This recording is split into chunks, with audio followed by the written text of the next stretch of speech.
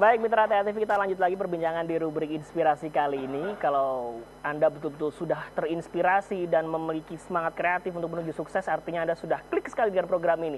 Tapi terlepas dari itu, kita akan mencoba melihat bagaimana potensi UMKM yang ada di Sragen, karena juga akan ada event yang akan dilaksanakan oleh HIPMI, salah satunya Jambore UMKM. Kita akan saksikan potensi dari UMKM Sragen dalam tayangan VT berikut ini.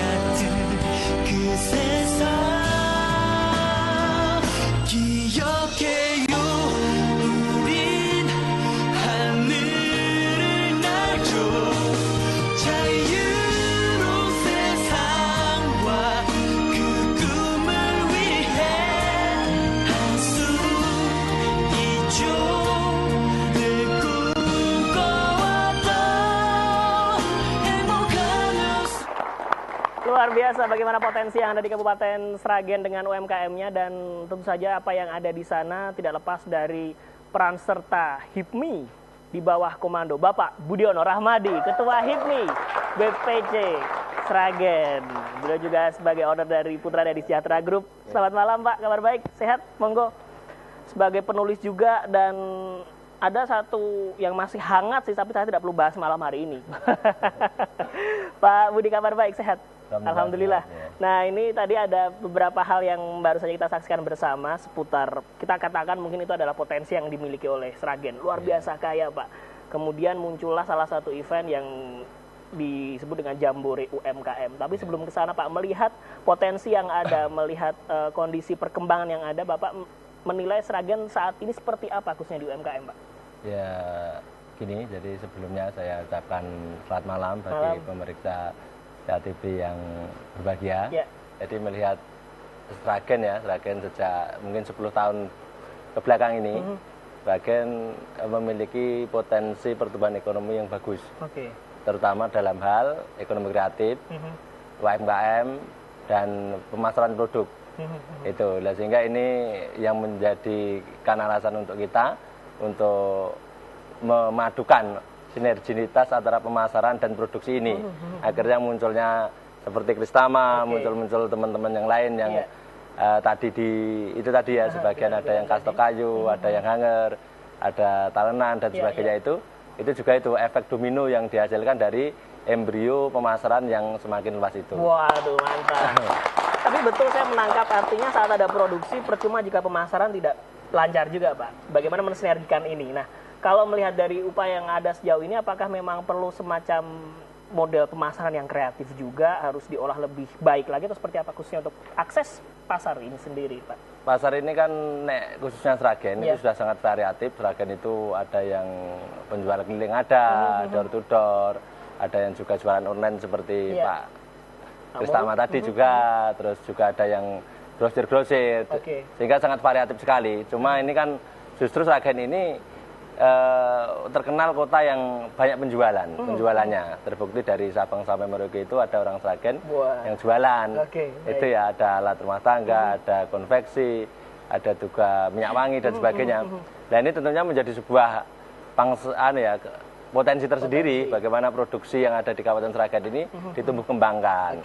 Makanya kita membuat event Jambore UMKM ini dengan harapan kita membantu mempromosikan barang-barang yang dihasilkan oleh pengrajin-pengrajin yang ada di Sragen, sehingga nanti kan muncullah pengrajin-pengrajin baru.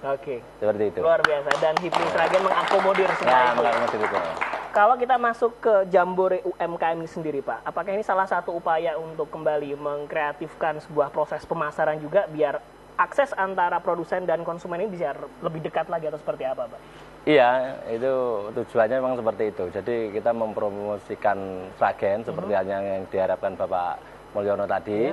Jadi bagaimana produknya bisa ekspor, bagaimana produknya bisa memasari seluruh Nusantara dan sebagainya. Jadi dengan event Jambore UMKM itu kita ibaratnya ikut membantu memfull up bagaimana produk-produk Sragen ini dikenal oleh masyarakat luas.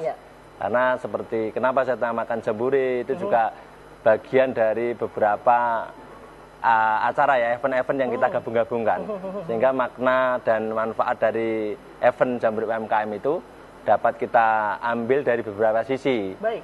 Ya, seperti itu. Ya, akan ada rangkaian banyak event juga. Ya, rangkaian banyak event ya. Kira-kira kapan dan apa saja aktivitasnya? Nah, kita akan bahas di segmen terakhir. Tentu saja Anda jangan kemana-mana. Kita masih menyimpan satu segmen terakhir untuk membahas kapan pelaksanaannya, ada apa saja, dan bagaimana kesempatan bagi para UMKM untuk bisa berperan serta dalam kegiatan Jambore tersebut.